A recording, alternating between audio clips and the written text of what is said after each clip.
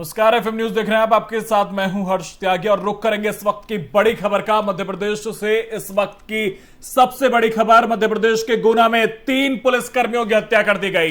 इस वक्त की बड़ी खबर, मध्य प्रदेश के गुना में 3 पुलिसकर्मियों की हत्या कर दी गई है। काले हिरण के शिकारियों ने पुलिसकर्मियों की हत्या की है। इस वक्त की बड़ी खबर मध्य प्रदेश के गुना से, जहां पर 3 पुलिसकर्मियों की हत्या कर दी गई। सब इंस्पेक्टर, हवलदार और सिपाही की हत्या की गई है। शिकारियों पर कार्रवाई के लिए पुलिस वहां पर पहुंची थी। तो इसी बात से आप अंदाजा लगा सकते हैं कि हौसले कितने बुलंद हैं अपराधियों के, कि पुलिसकर्मियों को भी नहीं बख्शा। 3 पुलिसकर्मियों की हत्या मध्य प्रदेश के गुना में कर दी गई है। एसआई समेत 3 पुलिसकर्मियों को भून डाला। शिकारियों ने कत्लेआम मचाया है। काले हिरण के शिकारी थे जिन्होंने कत्लेआम मचाया है। और सबसे बड़ा सवाल अब यही उठ रहा है कि आखिर इतने हौसले बुलंद क्यों हैं। तो मध्य प्रदेश के गुना में पुलिस और काले हिरण के शिकारियों के बीच भीषण मुठभेड़ हुई और इसमें 3 पुलिसकर्मियों की मौत हुई है। मृतकों में एसआई राजकुमार जाटव, आरक्षक नीरज भार्गव और आरक्षक संतराम शामिल हैं। बदमाश काले हिरण को मारकर ले जा रहे थे। घटना शुक्रवार देर रात की बताई जा रही है और इस घटना को लेकर मुख्यमंत्री आवास पर बैठक भी शुरू हो चुकी है। लेकिन अंदाजा लगाइए कि हौसले इतने बुलंद हैं कि पुलिसकर्मियों को मार डाला। मध्य प्रदेश के गुना में यह घटना सागा बरखेड़ा गांव की है। यह गांव आरोन पुलिस स्टेशन में आता है और पुलिस को खुफिया जानकारी मिली थी कि कुछ शिकारी हिरणों का शिकार करने गए हैं और इन्हें पकड़ने के लिए पुलिस मौके पर गई थी। तभी शिकारियों के गैंग ने इन पर हमला कर दिया। इसी हमले में 3 पुलिसकर्मी शहीद हो गए हैं।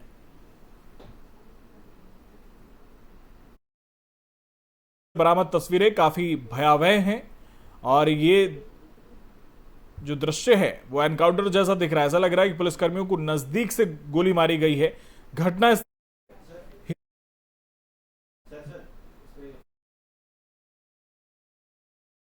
जिनके सिर नहीं है और एक मोर पक्षी का भी शव बरामद हुआ है। जिले के वरिष्ठ पुलिसकर्मी घटनास्थल पर पहुंच गए हैं। लेकिन सबसे बड़ा सवाल कि आखिर हौसले इतने बुलंद क्यों हैं। 3 पुलिसकर्मियों को भून दिया जाता है। मध्य प्रदेश के गृहमंत्री नरोत्तम मिश्रा ने कहा कि गुना के पास अपराधियों की गोलीबारी में पुलिस के 3 जाबाज अफसर और कर्मचारी शहीद हुए। उन्होंने कहा कि अपराधियों को छोड़ा नहीं जाएगा और सख्त से सख्त कार्रवाई की जाएगी। उन्होंने कहा कि मुख्यमंत्री शिवराज सिंह चौहान स्वयं इसकी मॉनिटरिंग कर रहे हैं, लेकिन ये दुर्भाग्यपूर्ण है। और इसी पर ज्यादा जानकारी के साथ एफएम संवाददाता नितिन अवस्थी हमारे साथ जुड़ गए हैं। नितिन, मध्य प्रदेश के गुना में जो देर रात हुआ वो इस सवाल उठा रहा है कि आखिर हौसले अपराधियों के इतने बुलंद क्यों हैं, डर क्यों नहीं है उनमें। बिल्कुल अर्जी, आपको बताना चाहूंगा कि गुना में एक एसआई समेत 3 पुलिसकर्मियों की हत्या कर दी गई, जिससे सनसनी फैल गई है। काले हिरण के शिकारियों ने रात में मारी गोली। मध्य प्रदेश के गुना में 3 पुलिसकर्मियों की हत्या कर एक बार फिर से सनसनी फैल गई। काले हिरण के शिकारियों ने गोली मारकर 3 पुलिसकर्मियों की हत्या कर दी गई। आपको बताना चाहूंगा पूरा मामला जो है वो बताना चाहूंगा। मध्य प्रदेश के गुना में 3 पुलिसकर्मियों की हत्या कर दी। बताया जा रहा है कि काले हिरण के शिकारियों ने गोली मारकर 3 पुलिसकर्मियों की हत्या की गई और जिन पुलिसकर्मियों की हत्या हुई है उसमें एसआई राजकुमार, हवलदार संतराम मीणा और सिपाही नीरज भार्गव शामिल है। जानकारी के मुताबिक देर रात पुलिस को खबर मिली थी कि कुछ लोग काला हिरण शिकार करने आए हैं, जिसके बाद पुलिस गुना के अरोन इलाके में शिकारियों को घेरने पहुंची थी। उसी दौरान यह वारदात हुई और मिली जानकारी के मुताबिक गुना जिले के आरोन थाने में पुलिस कर्मियों को जानकारी मिली जब पास के जंगल में कुछ शिकारी काले हिरण के शिकार के लिए रुके थे, जिस पर 6 लोग उन्हें घेरने के लिए वहां पहुंचे, जिसके बाद। लेकिन नितिन, सबसे बड़ा सवाल अभी भी यही है कि जब पुलिस को यह सूचना मिली कि शिकारी शिकार करने आए हुए हैं, शिकारियों का एक गिरोह है जो शिकार करने आया काले हिरण के साथ, तो 3 पुलिसकर्मी ही क्यों वहां पर गए थे? पूरे पुलिस बल के साथ क्यों नहीं गए थे वहां पर? एक सब इंस्पेक्टर और 2 सिपाही। बिल्कुल हर्ष जी, आपको बताना चाहूंगा कि मामला जो है वो रात का है। रात में पुलिस की जो तादादी होती है वो कम हो जाती है। इसको देखते हुए दो सिपाही और एक इंस्पेक्टर और एक एसआई दिया गया था, यानी तीन चार लोग गए हुए थे, जिसमें दो सिपाहियों की मौत भी हो गई और एक एसआई उसके साथ शामिल था। एक एसआई, दो सिपाहियों के साथ मौत हुई है और इंस्पेक्टर बच गया। हालांकि घटना में तीन सिपाही जिस तरह से घायल हुए हैं, ये भी बताया जा रहा है कि तीन सिपाही घायल भी हो गए, जिन्हें अस्पताल में भर्ती कराया गया। तो ये जरूर बताया जा सकता है। वहीं अगर पूरे मामले में शिवराज जी की बात कर ले, जो सीएम है वहां के, जानकारी बता तो घटना को लेकर शिवराज सिंह चौहान ने अपने निवास पर आज सुबह 9:30 बजे उच्च स्तरीय आपात बैठक करेंगे। इस पर बैठक में ही उन्होंने मंत्री नरोत्तम मिश्रा, मुख्य सचिव, डीजीपी, एडीजी, पीएस, गृह सचिव और पुलिस के ठीक है, वरिष्ठ अधिकारी शामिल होंगे। ठीक है नितिन, बहुत शुक्रिया आपका तमाम जानकारी के लिए।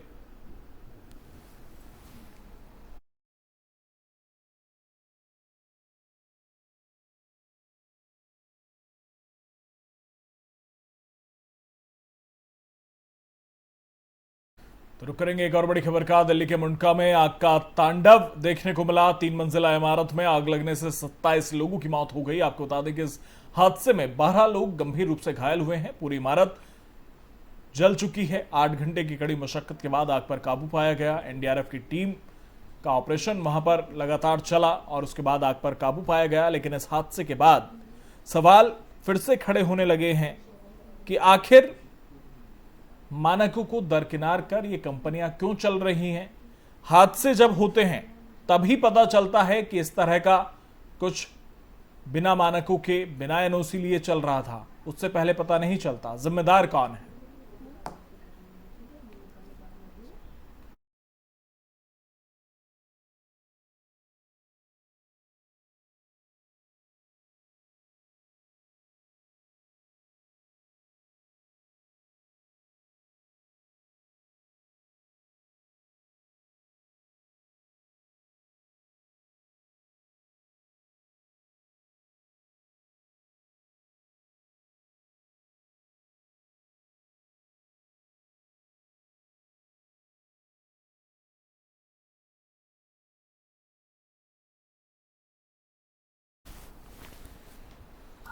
और इसी पर ज्यादा जानकारी के साथ एफएम संवाददाता तोशी मेंदोला हमारे साथ जुड़ गई हैं। तोशी, क्या कुछ अपडेट इस वक्त आपके पास इस पूरे मामले में? देखिए हाँ, बिल्कुल Mundka metro station pillar number 544 से 45 के सामने की जो इमारत है उसमें कल लगभग 2 बजे आग लगी थी, जिसके बाद दमकल की गाड़ियों की तरफ से जो अपडेट है कि 4:45 बजे उनको अपडेट मिला था कि गाड़ियों में इमारत में आग लगी है। लगभग अभी तक 27 शव मिले हैं और 40 से ज्यादा लोग घायल हो चुके हैं। अभी स्थिति बेहतर है। कल इस तरीके से पूरी बिल्डिंग राख हो गई थी। अभी यहाँ पर स्थिति सामान्य दिखाई दे रही है, लेकिन ट्रैफिक की दिक्कत अभी भी हो रही है, क्योंकि बिल्कुल मुख्य मार्ग पर ये इमारत है, जिसकी वजह से ट्रैफिक जाम भी हो रहा है। तो लेकिन अभी भी दमकल की 1 से 2 गाड़ियां यहाँ मौजूद है और कोशिश कर रहे कि कुछ और चीजें यहाँ पर अगर फंसी हो तो उसे निकालने के लिए तोशी, एक्शन के तौर पर अभी तक क्या कुछ हुआ है? एक्शन क्या लिया गया है पुलिस की तरफ से और मरने वालों की किसी की शिनाख्त हो पाई है अभी तक? देखिए, शिनाख्त नहीं हो पाई है। फॉरेंसिक टीम की मदद से यहाँ पर जो शव मिले हैं वो यहाँ पर जांचा जा रहा है कि ये लोग कौन है। पहली बिल्डिंग से, यानी कि जो बिल्डिंग है उसकी पहली ही जो फ्लोर था वहाँ पर ही आग की शुरुआत हुई है। तो उनकी जो ऑनर है उनको गिरफ्तार कर लिया गया है और उनसे पूछताछ हुई है। इसके बाद देखिए, गोदाम वहाँ पर था, उसी बिल्डिंग में गोदाम था जहाँ पर देसी घी और परफ्यूम रखे गए थे। इसकी वजह से पूरी बिल्डिंग में आग लग गई थी। उन गोदाम की जो मालिक है उनसे भी पूछताछ चल रही है और लगातार इस पूरे मामले पर अब पुलिस एक्शन मोड में दिखाई दे रही है। पुलिस ये तहकीकात करने की कोशिश कर रही है कि इमारत में आखिरकार आग कैसे लगी, क्योंकि पहले फ्लोर पर सीसीटीवी कैमरे और राउटर की बनाने की कंपनी थी, तो वहां से आग की शुरुआत हुई थी। 200 से ज्यादा लोग इस पूरी बिल्डिंग पे, इमारत पे मौजूद थे, जिनमें 27 लोगों की मौत हो चुकी है। तो पुलिस अब एक्शन मोड पे दिखाई दे रही है, यहाँ पर तहकीकात कर रही है। ऑनर्स को गिरफ्तार कर लिया गया, पूछताछ कर रही है कि कैसे आखिर आग लगी थी और आग को बुझाने के लिए क्या क्या यहाँ पर इंतजाम किए गए थे, और अगर इंतजाम किए गए थे तो कैसे एक आग जो है वो पूरी बिल्डिंग में लग जाती है। तो अभी एक्शन मोड में पुलिस। ठीक है दोषी, आप नजर बनाए रखिए, आगे भी आपसे अपडेट लेते रहेंगे। बहुत शुक्रिया।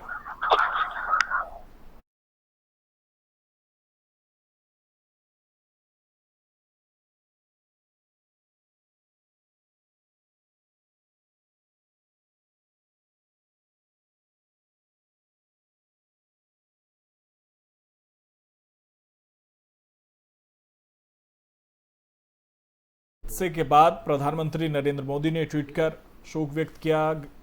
राजनाथ सिंह ने दुख जताया है, साथ ही गृहमंत्री अमित शाह ने दुख जताया है और दिल्ली के सीएम अरविंद केजरीवाल ने भी दुख जताया है और जयराम ठाकुर ने भी मुंडका में भीषण आग लगने की वजह से जिन लोगों की मौत हुई है उनके परिवार के प्रति संवेदनाएं व्यक्त की हैं। मनोज तिवारी ने एक ट्वीट किया है और जिसमें उन्होंने आम आदमी पार्टी पर हमला बोला। उन्होंने कहा कि आम आदमी पार्टी की सरकार में दिल्ली वासियों के साथ ये क्या हो रहा है, उनकी ये नियति बन गई है कि लगातार इस तरह के हादसे दिल्ली में होते रहते हैं और दिल्ली सरकार देखती रहती है। मनोज तिवारी ने ट्वीट लिखा कि आम आदमी पार्टी की सरकार में दिल्ली वासियों की क्या यही नियति बन गई है। आज मुंडका में लगी आग में 26 के जलने की खबर एक बार फिर हृदय को झकझोरने वाली है। हर साल ऐसे हादसे दिल्ली में होते हैं पर सरकार पर कोई फर्क नहीं पड़ रहा। हे ईश्वर रक्षा करो। तो मनोज तिवारी इस हादसे के बाद आम आदमी पार्टी सरकार पर हमलावर नजर आए। हालांकि प्रधानमंत्री नरेंद्र मोदी ने दुख व्यक्त किया है और मुआवजे का ऐलान भी किया है।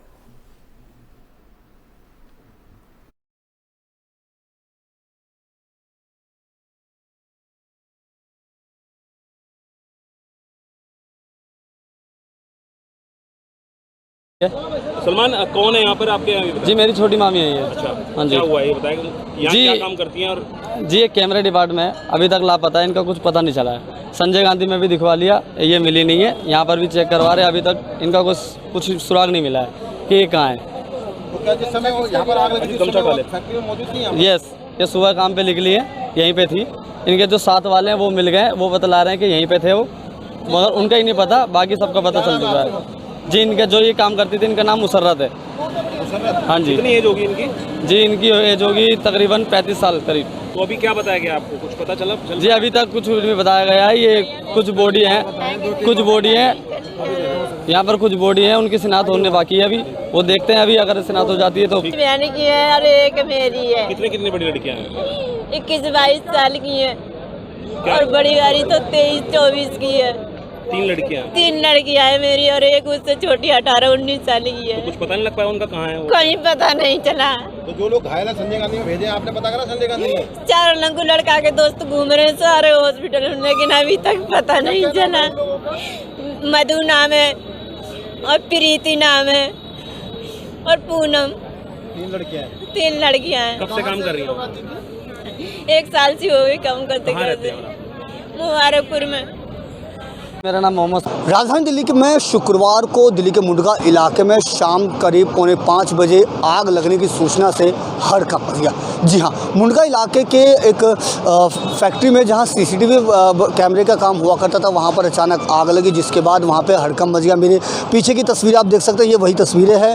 लगभग 30 गाड़ियाँ, दमकल की 30 गाड़ियों ने कड़ी मशक्क़त के बाद, घंटों की मशक्क़त के बाद आग पर काबू पाया। हालांकि फ़िलहाल अभी भी पूरी तरीके से आग पर काबू नहीं पाया गया है, क्योंकि रुक कर आग लग रही है, लगातार आग लगती जा रही है, जिसकी वजह से लगातार कहीं ना कहीं रेस्क्यू ऑपरेशन जारी है। आपको बता दें कि इस समय फायर कर्मियों ने लगातार यहाँ के आसपास की लाइट काट करके अंधेरे में रेस्क्यू ऑपरेशन किया जा रहा है। दमकल कर्मियों की माने तो लगभग 2 दर्जन से ज़्यादा मौत का आंकड़ा इस हादसे में हो चुका है। लगभग 26 लोगों की जान अब तक जा चुकी है। जो अभी का जो जानकारी है, इसमें 26 लोगों की जान जा चुकी है और अभी भी लगातार राहत बचाव कार्य जारी है और रेस्क्यू ऑपरेशन जारी है, क्योंकि बताया जा रहा है कि अभी और कुछ लोगों के फंसे होने की भी आशंका बताई जा रही है। ऐसे में अब देखना लाजमी होगा कि जो मौत का आंकड़ा है और कितना बढ़ता है।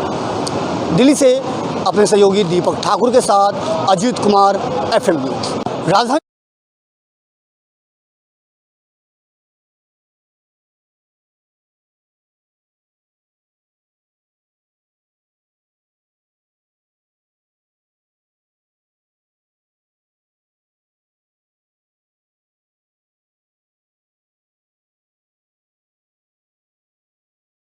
और ज्ञानवापी से जुड़ी एक और बड़ी खबर। ज्ञानवापी के पहले तहखाने में सर्वे का काम पूरा हो चुका है। इस वक्त की बड़ी खबर, ज्ञानवापी मस्जिद के पहले तहखाने में सर्वे का काम पूरा हो चुका है।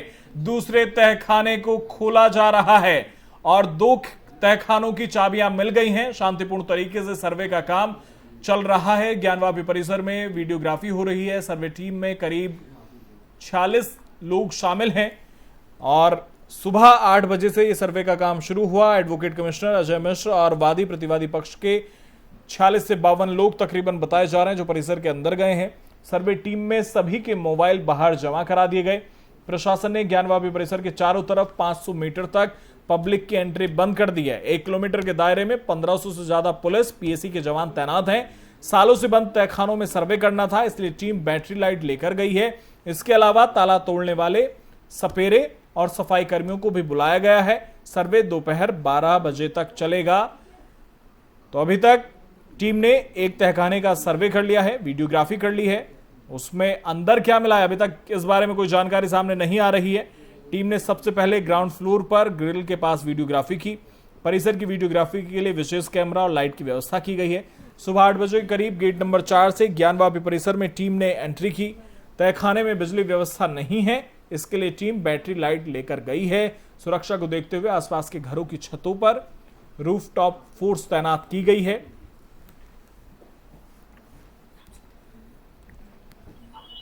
और ज्यादा अपडेट के साथ एफएम संवाददाता रामसुंदर हमारे साथ जुड़ गए हैं। रामसुंदर, क्या कुछ अपडेट अभी तक, क्या क्या हो चुका है, क्या खबरें सामने? देखिए हर्ष, अभी धीरे धीरे सर्वे का काम आगे बढ़ा है। जो व्यवधान था वो लगभग खत्म होता नजर आ रहा है, क्योंकि जो अब तक एक पक्ष विरोध कर रहा था वो शिथिल नजर आ रहा है। वो बहुत विरोध करने की स्थिति में नहीं है। अंदर जो टीम गई है वो लगभग एक तहखाने का खाना जो उत्तर साइड का है वो खोल दिया गया है और उसके पूरे सर्वे का काम चल रहा है। चलिए, बहुत शुक्रिया रामसुंदर, बहुत शुक्रिया आपका तमाम जानकारी के लिए।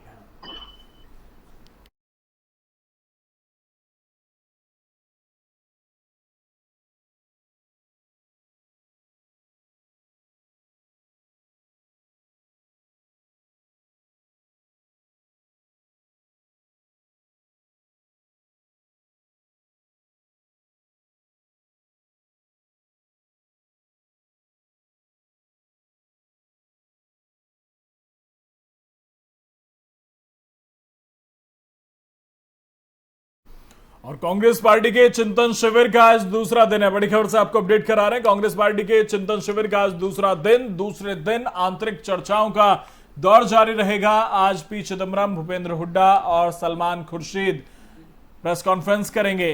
आपको बता दें कि इससे पहले सोनिया गांधी ने कहा था कि हमें सुधारों और रणनीति में बदलाव की सख्त जरूरत है। 3 दिन का यह शिविर चल रहा है कांग्रेस का, और इस चिंतन शिविर से कौन सा अमृत निकलेगा ये देखने वाली बात होगी। आज दूसरा दिन है, दूसरे दिन भी कई अहम विषय पर चर्चा कांग्रेस में होगी। तो राजस्थान के उदयपुर में कांग्रेस के चिंतन शिविर के पहले दिन पार्टी के नेताओं ने नई कांग्रेस बनाने का दम भरा है। जिस परिवारवाद की तोहमत कांग्रेस झेलती आई है उसी को लेकर एक अहम फैसला किया गया। कांग्रेस में अब एक परिवार से एक ही शख्स को टिकट दिया जाएगा, यानी एक परिवार एक टिकट। इसके अलावा एक पद पर 5 साल की सीमा और युवाओं को आधी हिस्सेदारी जैसे बदलाव करने का संकल्प कर कांग्रेस के कायाकल्प की कोशिश की जाएगी। वहीं इस बीच बीजेपी ने भी दुखती रग में हाथ रखने का मौका नहीं छोड़ा और पूछा कि ये नियम क्या गांधी परिवार पर लागू होंगे।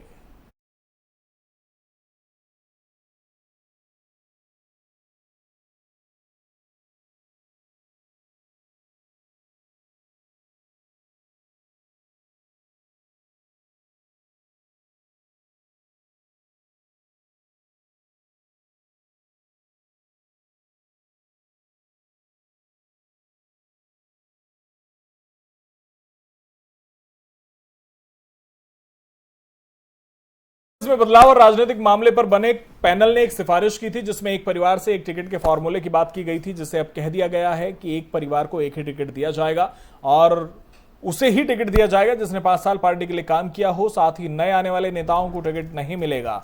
लेकिन यह नियम गांधी परिवार के लिए लागू नहीं होगा। पार्टी में लगातार 5 साल के काम करने के बाद किसी को दूसरा पद नहीं दिया जाएगा। अगर किसी नेता का बेटा या दूसरा नेता टिकट लेना चाहता है तो उसे कम से कम 5 साल संगठन में काम करना होगा। अब पैराशूट उम्मीदवारों को टिकट नहीं दिया जाएगा, उन्हें भी पहले 5 साल संगठन में काम करना पड़ेगा। लेकिन आपको बता दें कि एक परिवार में एक से ज्यादा टिकट कांग्रेस में है। राजस्थान के सीएम अशोक गहलोत के बेटे वैभव गहलोत को टिकट दिया गया था। मंत्री महेंद्र जीत मालवीय की पत्नी रेशम मालवीय को कांग्रेस ने बांसवाड़ा जिला प्रमुख बनाया है और मध्य प्रदेश के पूर्व मुख्यमंत्री कमलनाथ के बेटे नकुलनाथ छिंदवाड़ा से सांसद हैं। तो ये देखने वाली बात होगी। और कांग्रेस के चिंतन शिविर के इतिहास की बात करें तो सबसे पहले इंदिरा गांधी को चिंतन शिविर की जरूरत महसूस हुई 1974 में और 22 नवंबर 1974 से 24 नवंबर 1974 तक चिंतन शिविर यूपी के नरौरा बुलंदशहर में हुआ और 24 साल बाद 1998 में दूसरा चिंतन शिविर हुआ। 1998 में मध्य प्रदेश के पंचमढ़ी में इस चिंतन शिविर का आयोजन हुआ। इस चिंतन शिविर में ही गठबंधन से त्रस्त कांग्रेस ने एकला चलो की नीति तय की थी। कांग्रेस ने पंचमढ़ी की नीति 2003 के शिमला चिंतन शिविर में बदल दी क्योंकि कांग्रेस को उससे नुकसान उठाना पड़ा था। 2013 में जयपुर में चिंतन शिविर का आयोजन हुआ और इस बैठक में राहुल गांधी को महासचिव से कांग्रेस उपाध्यक्ष नियुक्त कर दिया गया और अब 2022 में उदयपुर में हो रहा है क्योंकि ये इस वक्त कांग्रेस अपने इतिहास के सबसे बुरे दौर से गुजर रही है।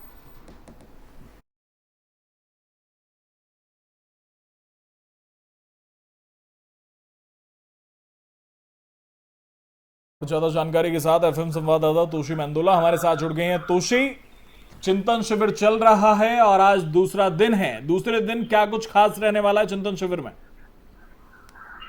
देखिए बिल्कुल हर लगातार पार्टी जो है वो आप अपनी स्थिति को मजबूत करने का प्रयास कर रही है और इसी लिहाज से चिंतन शिविर की शुरुआत की गई है। 3 दिनों का शिविर होगा और कल भी देखिए लगातार ग्रुप डिस्कशन हुआ है। सोनिया गांधी ने संबोधन किया। संबोधन में उन्होंने जो सरकार को देखिए लताड़ा है, सरकार पर यह आरोप लगाया है कि वो अल्पसंख्यक को डरा रही है, एजेंसियों का दुरुपयोग कर रही है और इसी लिहाज से आज भी चिंतन शिविर में बैठक का दौर शुरू होने वाला है जिसमें ये रणनीति तैयार की जाएगी कि 2024 के आम चुनावों को कैसे जीता जाए। इसके अलावा किस तरीके से पार्टी की मजबूती को दिखाया जाए।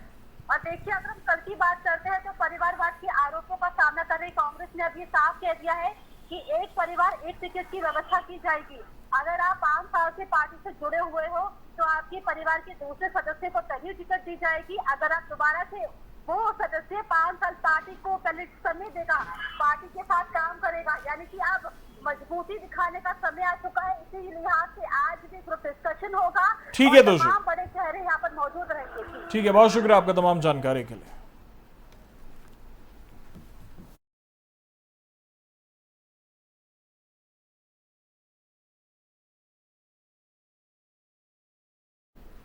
तो फिलहाल मेरे साथ इतना ही। बने रहिए एफएम न्यूज के साथ। नमस्कार।